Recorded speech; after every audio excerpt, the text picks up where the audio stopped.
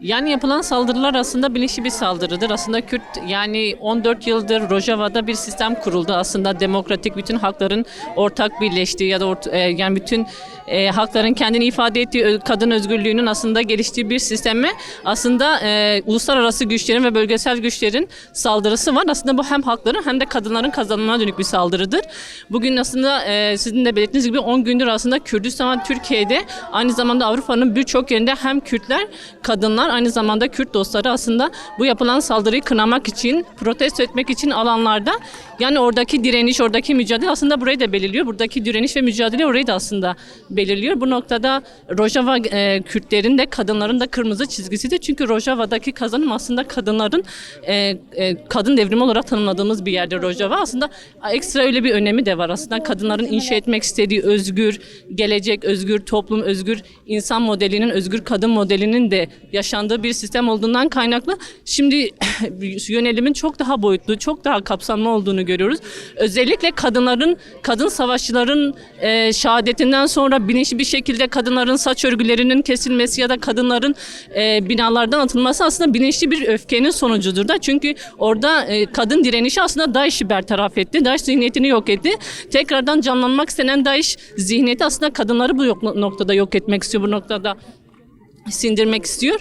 Yani bu konuda aslında hem kadınların çok fazla sahiplenmesi gereken bir direniştir Rojava direnişi. Aynı zamanda her yerde milyon kadın yani binlerce kadının kalkması, binlerce Kürdün ve dostlarının kalkıp aslında Rojava direnişine, mücadelesine destek çıkması, buradan oraya ses olması gerekiyor. Artık kimsenin bu süreçte sessiz kalmaması gereken bir süreç. Çünkü o süreçte aslında bütün dünyayı savunan bir Rojava gerçekliği, bir Kürt savaşçı gerçekliği var.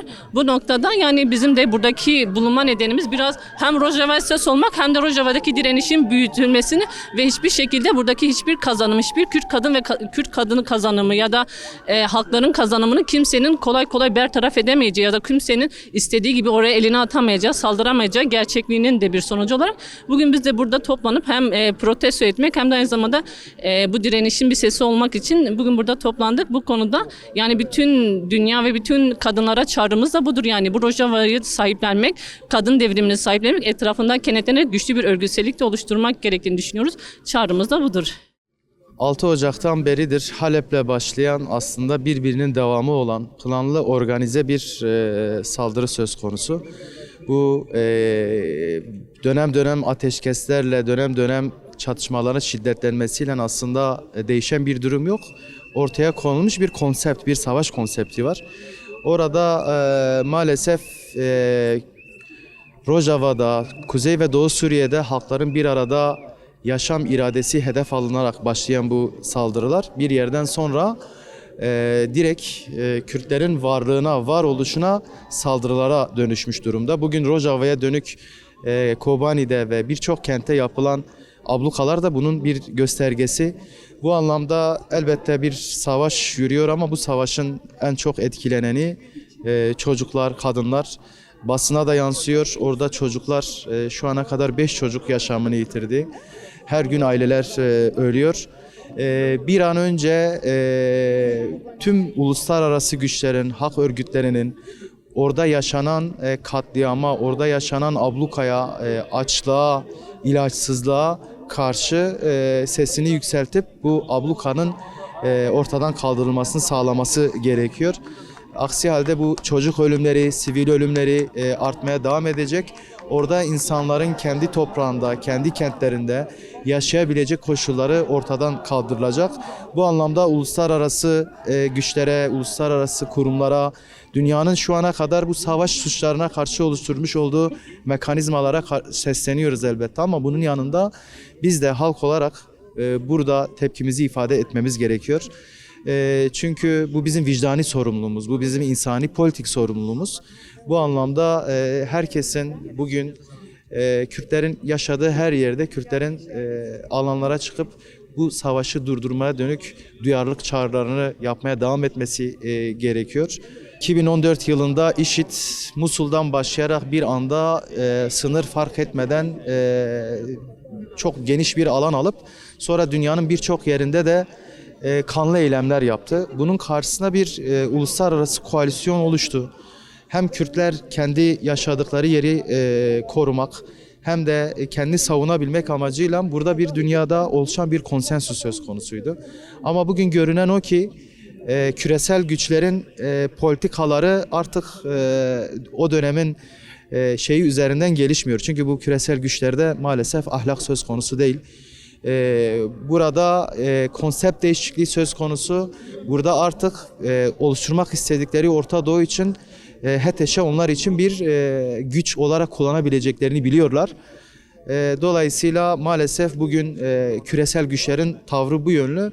Her ne kadar bu devletler bu tavrı sergilese de sonuçta orada yaşayan halklar, insanlar bunun karşısında kendi ülkelerinin yönetimlerinin bu duruma bu planlarını boşa çıkaracak bir tepki oluşturmaları gerekiyor.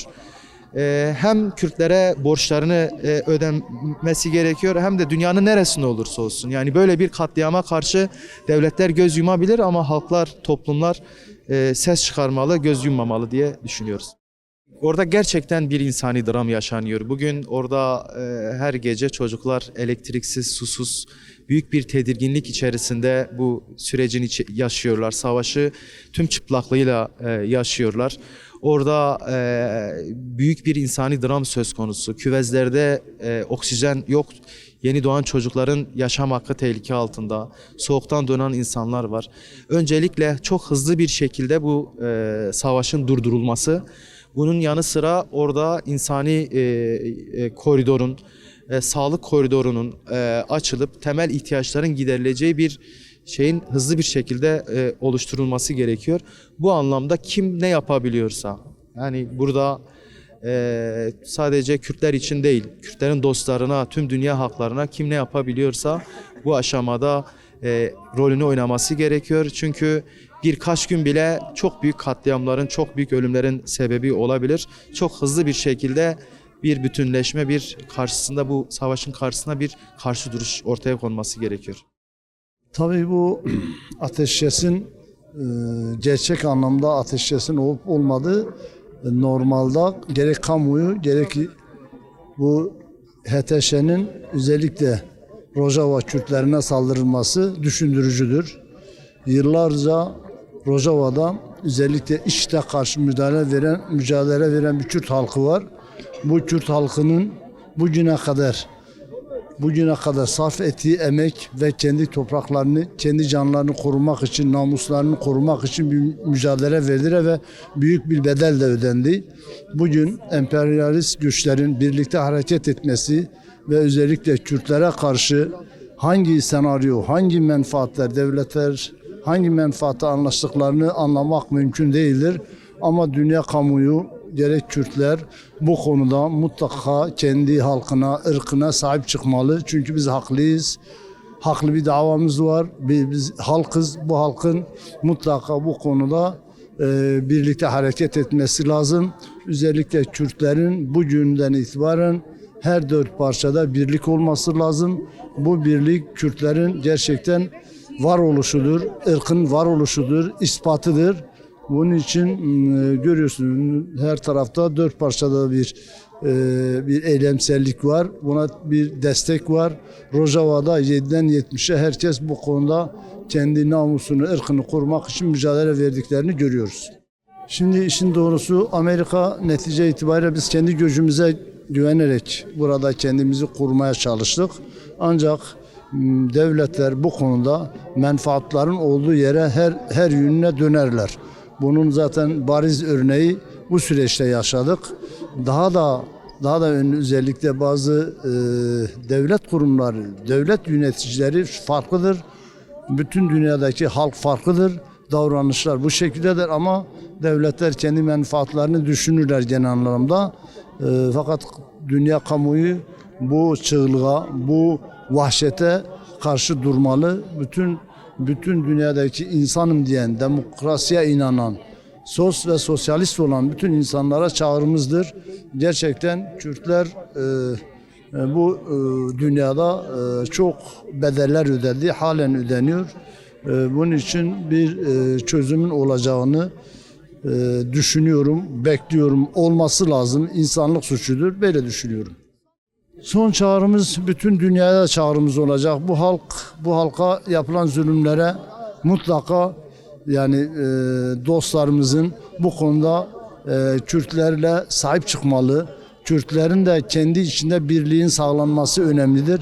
4 parça Kürdistan'da herkes bu Rojava'daki cihatçı, özellikle bu vahşete karşı birlikte hareket etmelidir. Bu bir sefer savaş kurallarına dahi aykırıdır. Karşılıklı eğer ateşkes yapılmış ise karşılıklı yapılması lazım. Oysa ki bu bir hovane bir davranıştır. Kesinlikle kabul etmiyoruz. Rojava'daki kardeşlerimizin üzerindeki baskılar, oradaki çocukların durumu zor durumdadırlar. Bütün dünya bunları duymalıdır. Bizlerin burada toplanmamızın amacı dünya sesimizi duysun. Bu insanlara yazıktır. Kardeşlerimizdir bunlar. Nasıl ki dünyadaki bütün milletler kendi soydaşlarına kardeşlerim diyorsa biz Kürtler de bu insanlara kardeşlerimizdir diyoruz.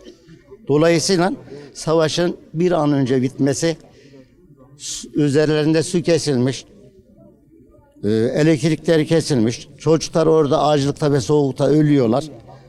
Kabul edilecek bir durum değildir. Şimdi bütün dünyadaki ülkelerin bunların görmemesi, bilmemesi zaten anlamsızdır. Bütün ülkeler, Avrupa, Amerika, Çin, Japon, Rusya, bunlar hepsi bunları görüyor. Ve bunların bir an önce bu savaşa dur demeleri lazımdır.